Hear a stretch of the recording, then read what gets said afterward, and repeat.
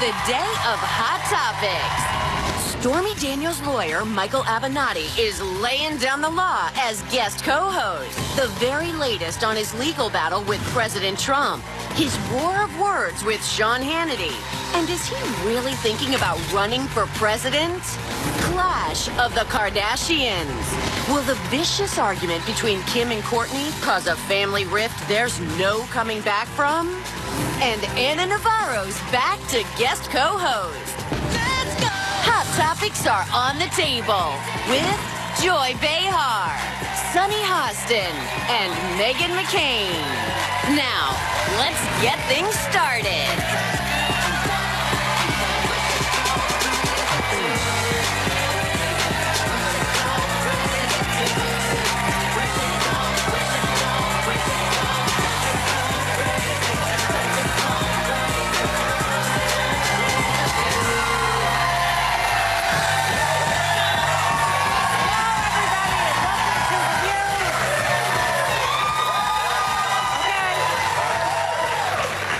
Happy Friday, everybody, and joining us today as guest co-host, Anna Navarro, and Anna is the attorney activist, and the only person right here Donald Trump fears more than Robert Mueller. Please welcome Michael Avenatti. How do you say his name? Mueller, Mueller, or Miller? Mueller. Mueller, okay. That's Saint Robert Mueller, too.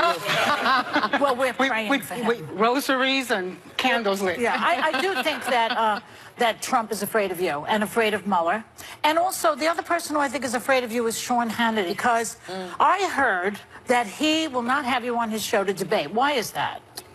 Because I think he talks a very good game, but when it really comes down to it, he doesn't want to have anybody on his show that'll challenge him. And, you know, I ran into Sean Hannity back in April, and he told me he was going to have me on his show. I've asked him to have me on his show to talk about the issues in the case, and he refuses to have me on his show. He's had Rudy Giuliani on the show and others. So, Sean, if you're watching, you know, let's go. Have me on your show. Let's talk about it. Right? He's scared of you. You know what I think? I think they should have a charity boxing match. He would win. Maybe raise money for the defense of the First Amendment. That would be good. I do wonder why he doesn't want to have you on the show. He's scared. You think so? Yeah. You are knows smart. That he's got the info. Well, thank you. You are smart. No, look, I think it'd be a great show. I think ratings would be good, and I think the American people would probably learn a lot about the case and the facts. Well, listen, at this point, you know, Sean Hannity's program is basically state-sponsored media. We know Donald Trump watches it. We know he's got almost unfettered access to Donald Trump. And I don't think Donald Trump would like to see Michael Avenatti having that platform. That's the real truth. I think that's the real truth. That Trump is behind this, and Sean's afraid of Trump and you. But I've even said I'll come on the show with Rudy Giuliani, and we can talk about it with Rudy Giuliani. I think that'd be great. That would be great TV. Oh, my God. Or we could come on this show, because right? you have all your marbles, you know, it's not fair. Giuliani's not making any sense lately at all. All right, let's talk about Ivanka. Ivanka Trump's daddy issues continue because she has a different take on the media than he does. Take a look. Do you think that we're the enemy of the people? Sorry? Do you think the media is the enemy of the people? No, I do not. That's not a view that's shared in your family. Whatever happened to fair press? Whatever happened to honest reporting? They are the fake, disgusting news. Honest, the word honest, take it out of your mouth, Donald. The man who lies, like what, is he up to like 7 times a day now? Has the 7 to 9 times a day. Has the bazoos to say that the press is dishonest. And he tweeted that the enemy of the people is actually the fake news then. He's talking about the fake news. Probably to cover his behind about his daughter, right?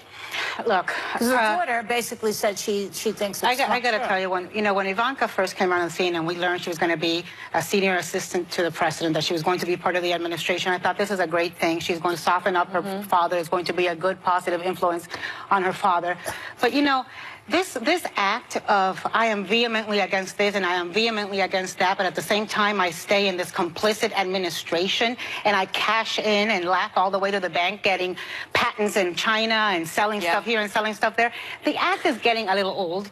Girl, if you are vehemently against family separation and it is so offensive to you, if you believe the press is not the enemy of the people, quit. You can't quit quit being his daughter, but you can certainly quit being part of the administration.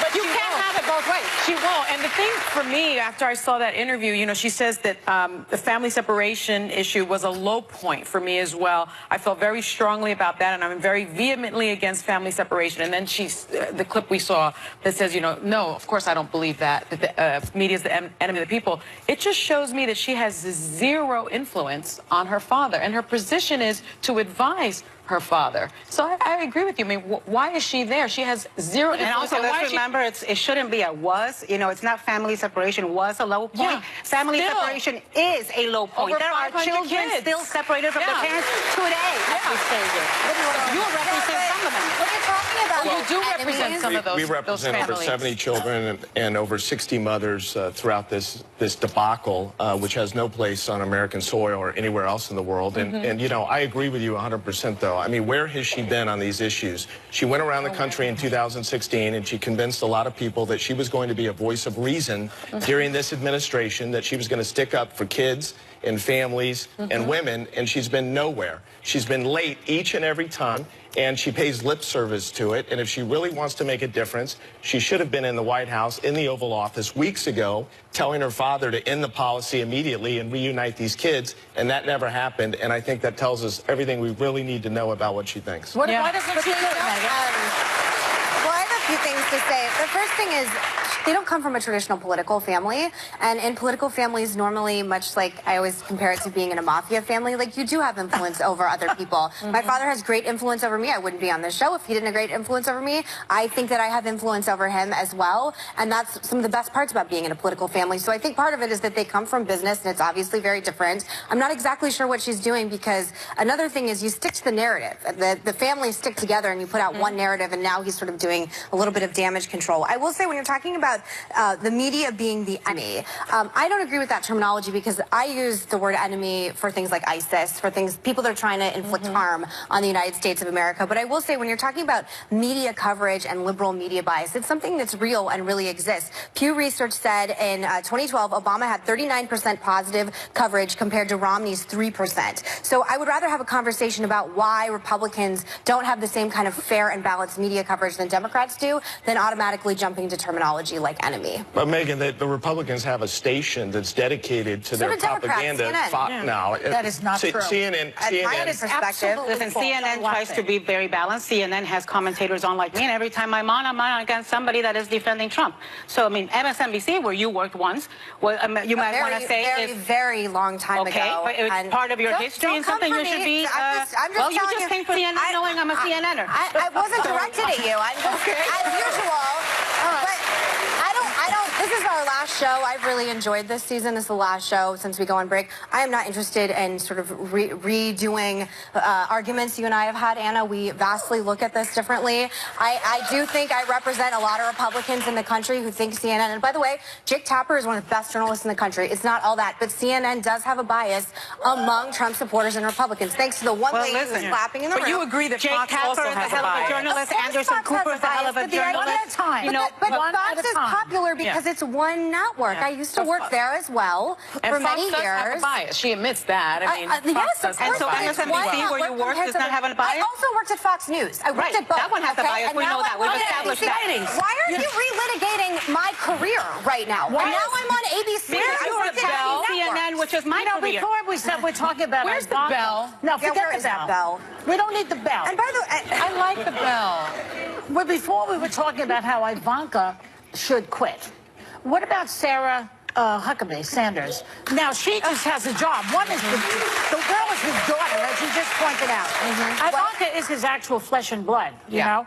But the other one, what is she doing there? Because she is on television basically lying for him every single day. And she was given the opportunity by Jim Acosta, who is a friend of mine, who I believe is a wonderful journalist, to say unequivocally that the media is not the enemy of the people. Say it. And rather than do that in front of the press corps, she then listed these alleged grievances. Do we have that tape on the chance there have ready? been fact checks, and those grievances are really skewed. I mean, she lied even listing the grievances. Why doesn't she quit? She doesn't make that much money. I saw her salary. She's a mouthpiece for the president, and she doesn't make the statement that Jim asked her to make because she doesn't want to face the wrath of Donald Trump. There's a message that the administration wants to continue to deliver, and that is that you can't trust the news. And the reason why they want to deliver that message is because they are worried about the facts that are reported relating to what's gone on with Donald Trump and the administration, and they want to undercut that in the minds of the American people. That's right. I want to bring up something that, Jim Acosta is the son of a Cuban immigrant. Yeah. And it is in places like Cuba, it is in places like North Korea, it is in places like Venezuela where the free press is attacked. 100%. Well, they're taking their cues from Trump also all over the world. So I think it means something to him. I do think it's part of why it's so personal. Dictators do not want a free press because it is a direct threat to their ability to lead and their power base. And also, he's in a sweat right now. He's tweeting all through the night. He gets on TV. That's disgusting. He's really scared. Trump is scared. Don't you think he's afraid of Mueller right now with his clothes again? I really do. Yeah. No, but I also just want to say one thing. I worked at MSNBC. I was a host on Fox. Okay, we'll be right back. We'll be right back. Next, Michael Avenatti answers the questions America wants to know. What's the latest on Stormy Daniels' lawsuit? Could Michael Cohen's tapes bring down the president? And which Kardashian does he side with in their latest feud?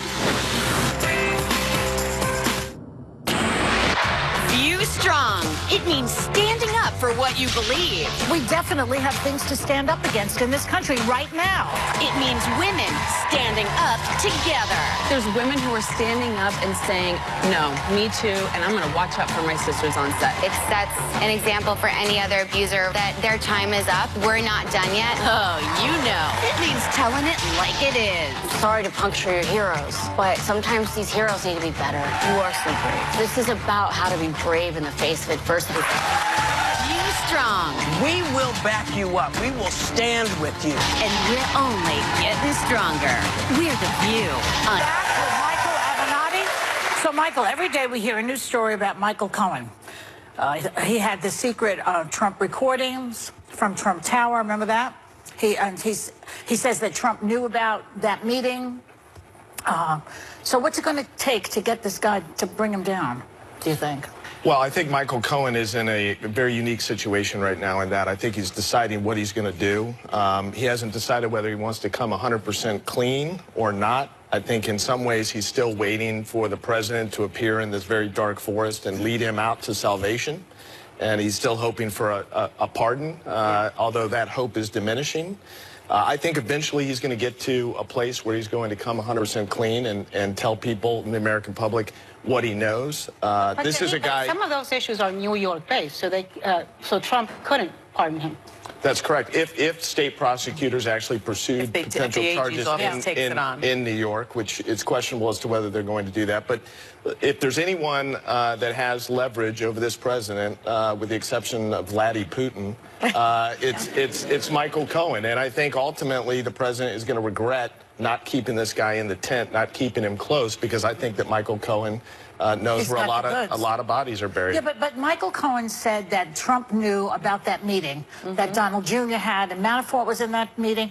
Is there anybody besides Cohen that could corroborate that information, that Donald did know that? I mean, just his word against his is not good enough, right? Well, I think it may be good enough. I mean, let's be honest. I don't think either one of these two guys, Trump or Cohen, have the most credibility in the world. But I think between the two of them, Michael Cohen probably wins that credibility contest, although it's a close call. You know, Michael, as much as I mean, for me, you know, I like frogs better than I like Donald Trump, and I hate frogs. But I'm really bothered by a lawyer recording his client. How do you feel about it? Well, I think it's improper. There's no question about that. I mean, Michael Cohen should not have been recording his client, should not have been recording Chris Cuomo and lying to others. But it wasn't illegal. It was unethical, perhaps. But was it illegal?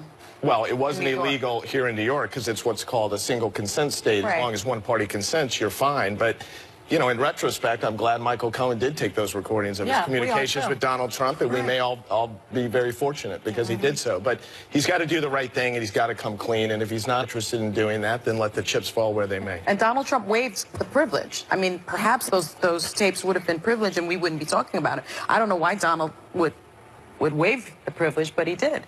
And I think, again, we've demanded the release of the tapes, and I think everyone here and everyone that's watching the show, I mean, you deserve to know what happened in connection with this. You deserve to know what your leaders have done and whether they've covered up things and whether they've committed crimes. And it's just that simple. Everyone should be demanding the release of these tapes. They're of critical importance. Michael, in May, when you came on here, you promised that Trump would resign over the Stormy Daniels payments. How's that looking right now? Well, that's not exactly what I said. What I said was that I predicted that he would not serve out his term and that ultimately Michael Cohen would flip on the president. We've got 2 years left. We're going to see. Well, what specifically about Stormy Daniels payments? We're going to see what happens relating to the president, and I think ultimately we're going to find out that the president knew every bit about the $130,000 payment, arranged the reimbursement, and conspired with Michael Cohen to cover it up due to campaign finance disclosures, and I think that's what it's going to show. Do you remember when you tweeted that picture of the DVD saying there's information on it? Do you have anything else you can tell me about this DVD? As soon as we get it back from law enforcement, I'll be happy to talk about it. Oh. All right. Oh. Okay, then. I have a question. Now, we've talked about the fact that Cohen made the recording that we've all heard of, but there are other recordings as well. But my understanding is that Donald Trump's voice is not on that recording, or on those recordings. Why do you think there's something damaging on those recordings? Well, that's not accurate. The single recording that was released about a week or two ago is not the only recording with Donald Trump's voice. I can tell you that for a fact. There are other recordings, and this is another reason why we've demanded that all of the recordings be released so that people can listen to them, the press can go through them and report on them. So how many more have Donald Trump's voice on? A number of them. I don't have an exact count, but I know that there's certainly more than one. Do they have anything to do with the DVD? Do they have anything to do with the DVD? That's a really good question. You know, you're a good questioner. As your attorney, you don't have to answer that. Yeah, I'm going to take a pass on that. You're going to take a pass on it? I'm going to take a pass. You are. Thank you for the insistence. So I've got, you know, so lately to me, you're like the Holy Spirit. You are all places at all times, right? I mean, I see you all over cable news. I see you, you know, there is a seat available if you want to be a co-host at The View. You might, you know, there's people here you can pitch. You'd make a great lady around the table. No, but, thank you. So, and I have the same issue with Giuliani. He's everywhere. And so I question myself when I see Giuliani, when I see you on TV so much. When do you have time to be lawyering, to be doing like real lawyering? Because you're representing, you know, migrants, you're representing. But he has a bigger calling here. That being a lawyer is minimal compared to what he's doing. The priesthood, whatever. He's out there saving the Look, country. You know what? I'm very fortunate in that I'm surrounded by a staff and other very qualified attorneys and people that support me and that are doing great work relating to our cases and the work that we've done. And look, we've published a lot of our filings in the case. People can look at the quality of the work that we've done from a legal basis. And this is a two-pronged fight. Let's be clear about this. This is a fight not only in the court of law, but also in the court of public opinion. And the amount of media attention that we have received and the amount of media appearances that I've made has actually benefited my client, Stormy Daniels, and others significantly because people have fed us information that we otherwise would not have. And whistleblowers have come forward. And that's proved to be very, very valuable, not just to my clients, but also to others because we're disclosing information. Anyway, Trump is ubiquitous. Why can't he be on television all the time? We have to watch that guy every single minute. He is the president of the United States. He is? Yeah. Not mine. Not mine. Sorry. Michael, a judge just denied Cohen's request to slap a gag order on you and to stop your media appearances, but he did call you out for, quote, your incessant commentary. You've done over 200 TV appearances. You're guest hosting here today. Do you think fame hurts your credibility at all? No, actually, I think it adds to the credibility for the reason that I just mentioned, and I think it's resulted in a lot of positives relating to my clients and the cases, because again, just last night, I mean, I got an email from somebody that has some information that may prove to be very, very valuable. And if we were not out there, if I was not out there, none of that would be happening. And look, we live in a different age now, and this is not your standard case. This is a case that has huge public attention on it for good reason, and we're going to continue to do what we've been doing because it works. Can I say that I would normally agree with that, but when you go on late night shows with Anthony Scaramucci, for me that diminishes what you're saying. Thanks to the one fan I have in here, by the way. I think if you're doing normal cable news hits, I would even say this show, but I think late night appearances with Anthony Scaramucci makes me think different. Did you watch the appearance? Mm-hmm. Okay, well then if you watch the appearance, you know that we talked about some substantive issues. He's not the type of person you should be on. He's a show pony, and that's fine. We've had him on the show. He was part of the Trump administration. I've heard you guys are giving my view on the View. I've heard you guys are pitching. I heard you and the Mooch. It's been widely reported that you and the Mooch were at one point shopping a joint hosting deal. There's not going to be any show. We're not shopping any show. I mean, rule number one, never have a TV show with a guy whose first name is The. As your attorney, I advise against the show with him. Thank you. Anna, you have another question or not? We don't have time. We'll be right back. I have one.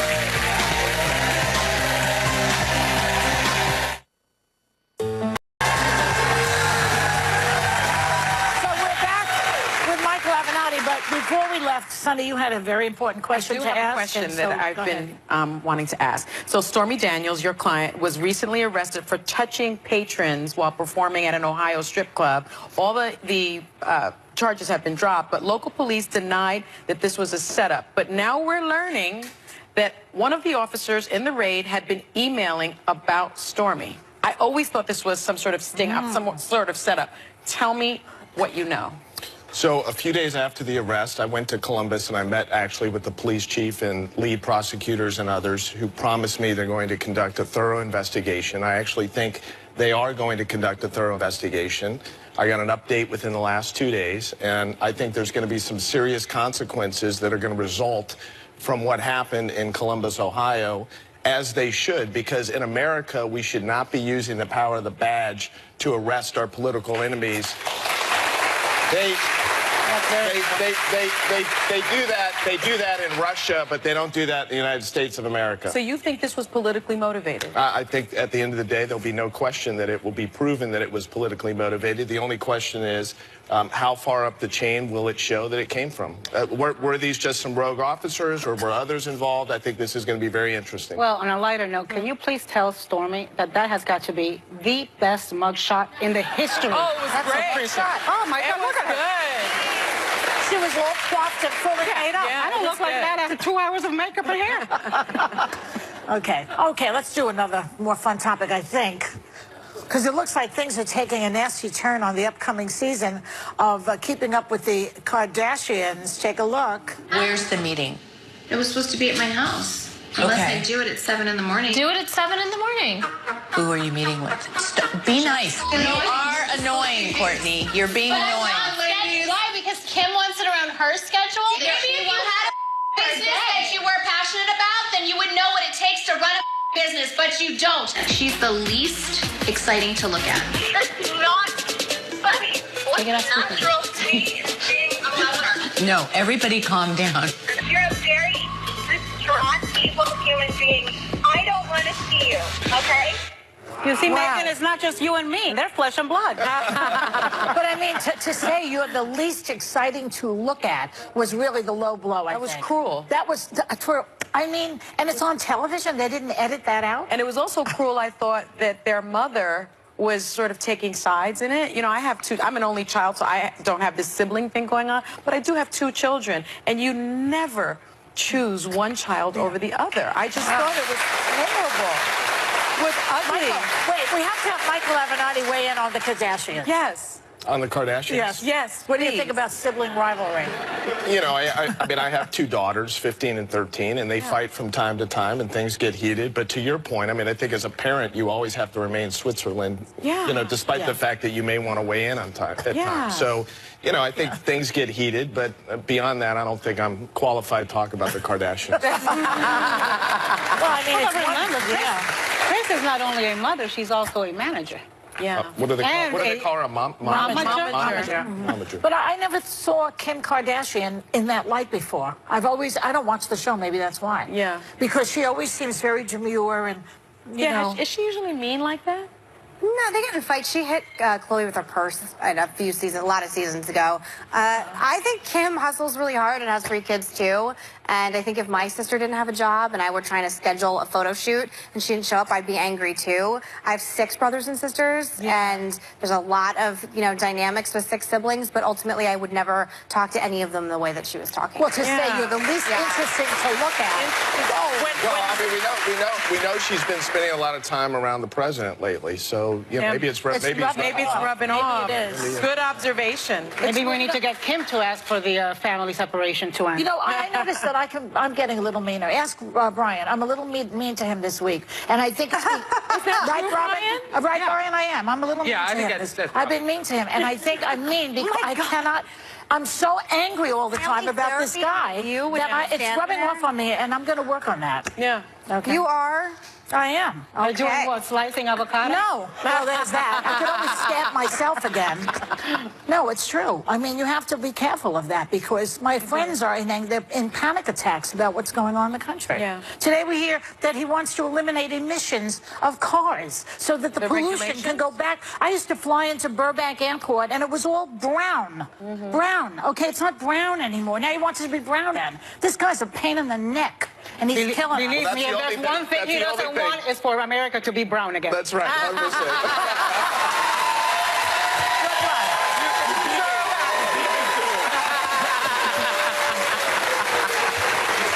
Every day it's some new nightmare. Every day it's a new nightmare. Children at the border, how anybody can support this guy when he puts in a policy like that is beyond me. Trump supporters, look in the mirror. We'll be right back.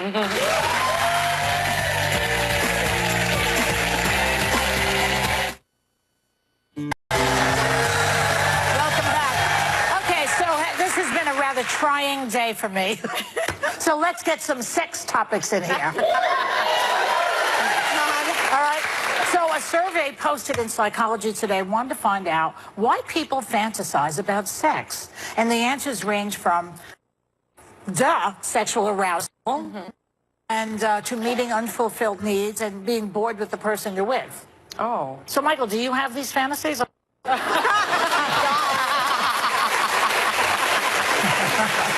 Well, to be clear, unlike Ted Cruz and Tucker Carlson, I actually believe in sex. They don't. Yeah. So, of course I have sexual fantasies, but he has all 5 of my kids. He definitely believes in sex. Tucker Carlson has a bunch of children. But I don't know what that means. But all of my sexual fantasies involve handcuffs. Oh. So wait. Are you the one putting on the handcuffs, or are you handcuffed? No, to be clear, I'm always putting on the handcuffs. Oh. I think I would like to put the handcuffs on Donald Trump. Listen, let me tell you. I just started this keto diet. All my fantasies revolve around carbs. It's like some people need it because the relationship's getting, that's tedious. what was weird. It said that 11.8% of the participants said that they fantasize to compensate for an undesirable partner. So that means during sex, they're thinking about someone else. Don't you know that joke? There's a joke out there. 2 people are in bed. They've been together a long time. They start fooling around a little, kissing, and then they stop and go to turn over. And the husband says, "What's the matter? Couldn't you think of anybody either?"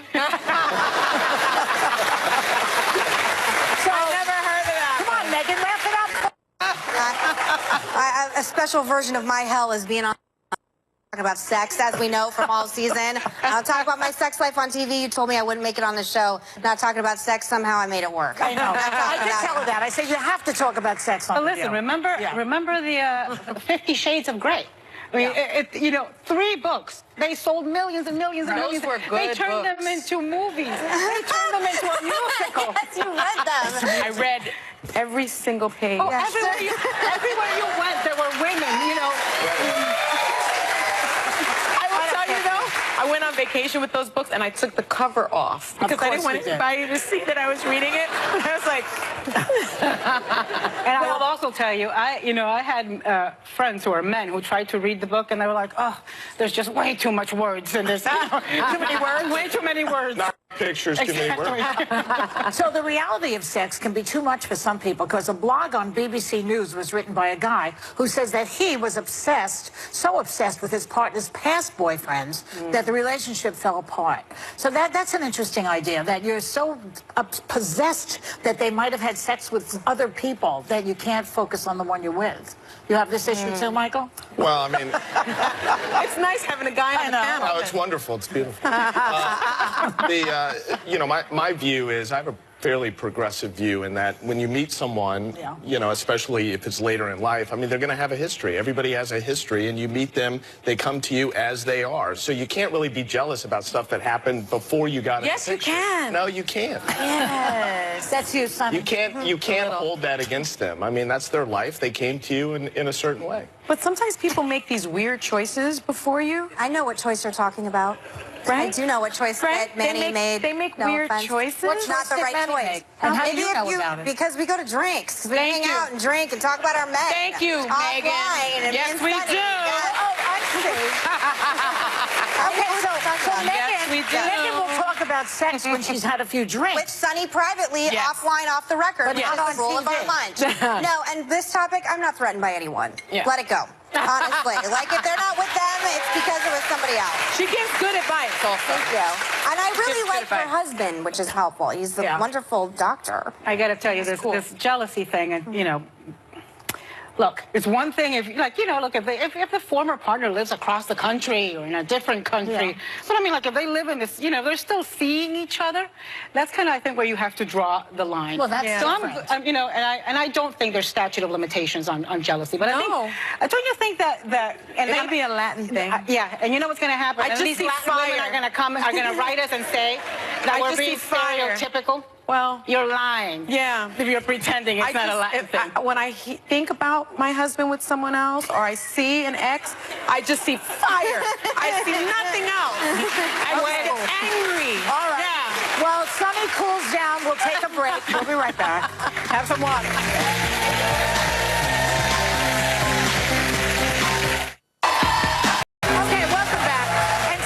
The end of the season, we're going to keep the sex talk going. And since we have Michael here to embarrass, and also Megan, we're going to just keep it going. Maybe someone can get Megan a margarita. Yeah, bourbon.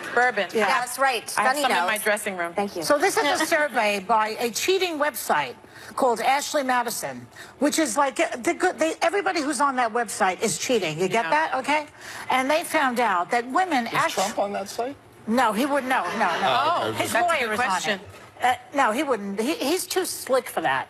Anyway, it says that women actually enjoy having an affair more than men do. Does that make sense to you? Yeah. It does? I don't know. Makes sense to them. Wow. What do you think? Why is that? Because, first of all, my impression of women having adulterous relationships, not that I know anything about it, is that it's about romance. Okay. It's about romance. And so when you meet somebody new, even though you're bored with the last one, the new one gets you going again. Yeah.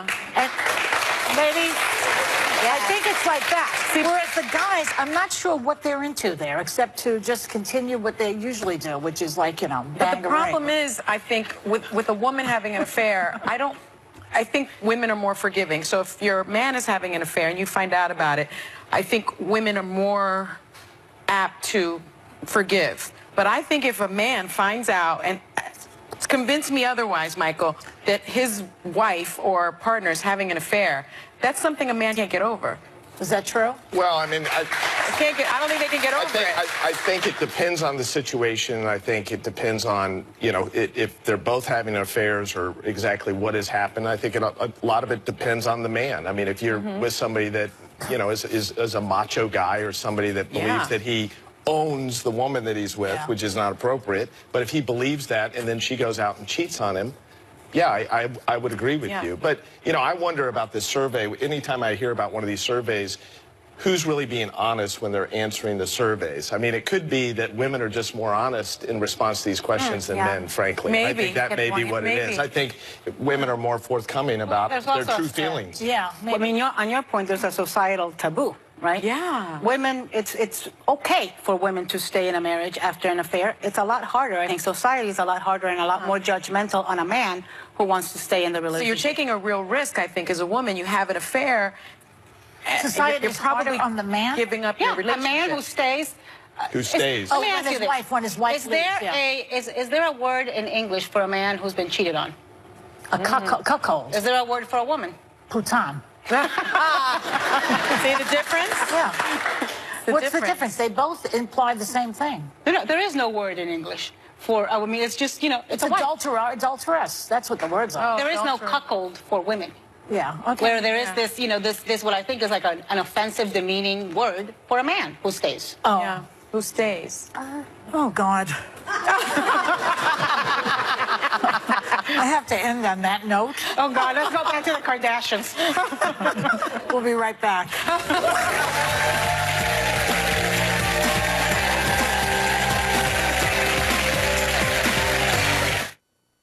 Welcome to